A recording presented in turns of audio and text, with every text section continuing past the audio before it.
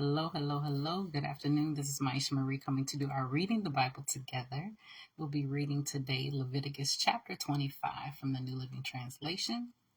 I hope you all are doing well on this fabulous Tuesday. So we're going to go ahead and get started. While Moses was on Mount Sinai, the Lord said to him, "Give the following instructions to the people of Israel. When you have entered the land I am giving you, the land itself must observe a Sabbath rest before the Lord every 7th year. For 6 years you may plant your fields and prune your vineyards and harvest your crops. But during the 7th year, the land must have a Sabbath year of complete rest. It is the Lord's Sabbath. Do not plant your fields or prune your vineyards during that year. And don't store away the crops that grow on their own, or gather the grapes from your unpruned vines. The land must have a year of complete rest. But you may eat whatever the land produces on its own during its Sabbath. This applies to you, your male and female servants, your hired workers, and the temporary residents who live with you. Your livestock and the wild animals in your land will also be allowed to eat what the land produces. In addition, you must count off 7 Sabbath years, 7 sets of 7 years, adding up to 49 years in all." They're doing yard work. Hopefully that is not overly loud on your end. Then on the Day of Atonement, in the 5th, I thought they were done. Then on the Day of Atonement, in the 50th year, blow the ram's horn loud and long throughout the land. Set this year apart as holy, a time to proclaim freedom throughout the land for all who live there. It will be a jubilee year for you, when each of you may return to the land that belonged to your ancestors and return to your own clan. This 50th year will be a jubilee year for you. During that year, you must not plant your fields or store away any of the crops that grow on their own, and don't gather the grapes from your unpruned vines. It will be a jubilee year for you, and you must keep it holy, but you may eat whatever the land produces on its own. In the year of Jubilee, each of you may return to the land that belonged to your ancestors. When you make an agreement with your neighbor to buy or sell property, you must not take advantage of each other. When you buy land from your neighbor, the price you pay must be based on the number of years since the last Jubilee. The seller must set the price by taking into account the number of years remaining until the next year of Jubilee. The more years until the next Jubilee, the higher the price. The fewer the years, the lower the price. After all, the person selling the land is actually selling you a certain number of harvests. Show your fear of God by not taking advantage of each other. I am the Lord, your God. If you want to live securely in the land, follow my decrees and obey my regulations. Then the land will yield large crops, and you will eat your field and live securely in it. But you might ask, what will we eat during the 7th year, since we are not allowed to plant or harvest crops that year? Be assured that I will send my blessing for you in the 6th year, so the land will produce a crop large enough for 3 years. When you plant your fields in the 8th year, you will still be eating from the large crop of the 6th year. In fact, you will still be eating from that large crop when the new crop is harvested in the 9th year. The land must never be sold on a permanent basis, for the land belongs to me. You are only foreigners and tenant farmers working for me. With every purchase of land, you must grant the seller the right to buy it back. If one of your fellow Israelites fall into poverty and is forced to sell some of some family land, then a close relative should buy it back for him. If there is no close relative to buy the land, but the person who sold it gets enough money to buy it back, He then has the right to redeem it from the one who bought it. The price of the land will be discounted according to the number of years until the next year of Jubilee. Right up under the window.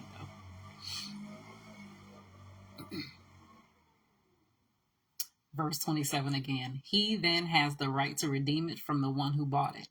The price of the land will be discounted according to the number of years until the next year of Jubilee. In this way, the original owner can then return to the land. But if the original owner cannot afford to buy back the land, it will remain with the new owner until the next year of Jubilee. In the Jubilee year, the land must be returned to the original owner so they can return to their family land. Anyone who sells a house inside a walled town has the right to buy it back for a full year after its sale. During that year, the seller retains the right to buy it back. But if it is not bought back within a year, the sale of the house within the walled town cannot be reversed. It will become the permanent property of the buyer. It will not be returned to the original owner of the year of Jubilee. But a house in a village, a settlement without fortified walls, will be treated like property in the countryside. Such a house may be bought back at any time, and it must be returned to the original owner in the year of Jubilee. The Levites always have the right to buy back a house they have sold within the towns allotted to them. And any property that is sold by the Levites, all houses within the Levitical towns, must be returned in the year of Jubilee. After all, the houses in the towns reserved for the Levites are the only property they own in all Israel. The open pasture land around the Levitical towns may never be sold. It is their permanent possession. If one of your fellow Israelites falls into poverty and cannot support himself, support him as you would a foreigner or a temporary resident and allow him to live with you.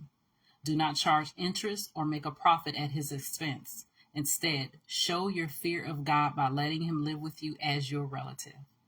Remember, do not charge interest on money you lend him or make a profit on food you sell him. I am the Lord your God, who brought you out of the land of Egypt to give you the land of Canaan and to be your God. If one of your fellow Israelites falls into poverty and is forced to sell himself to you, do not treat him as a slave.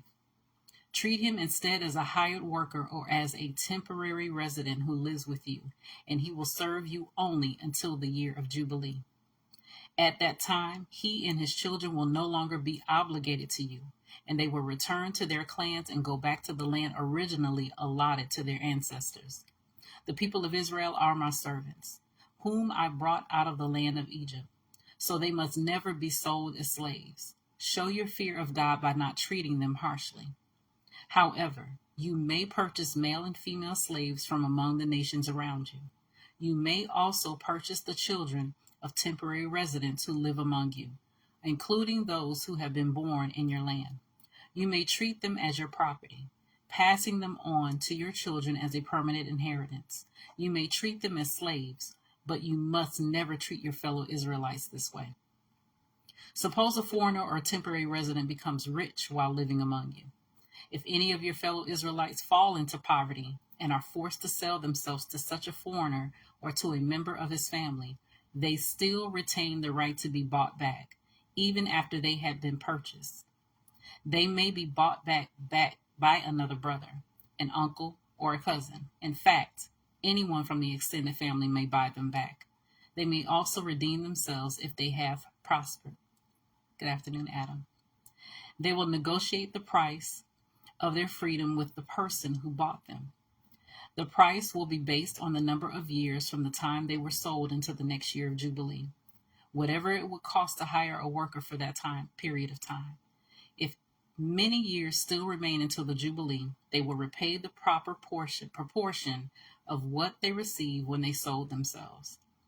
If only a few years remain until the year of Jubilee, they will repay a small amount for their redemption.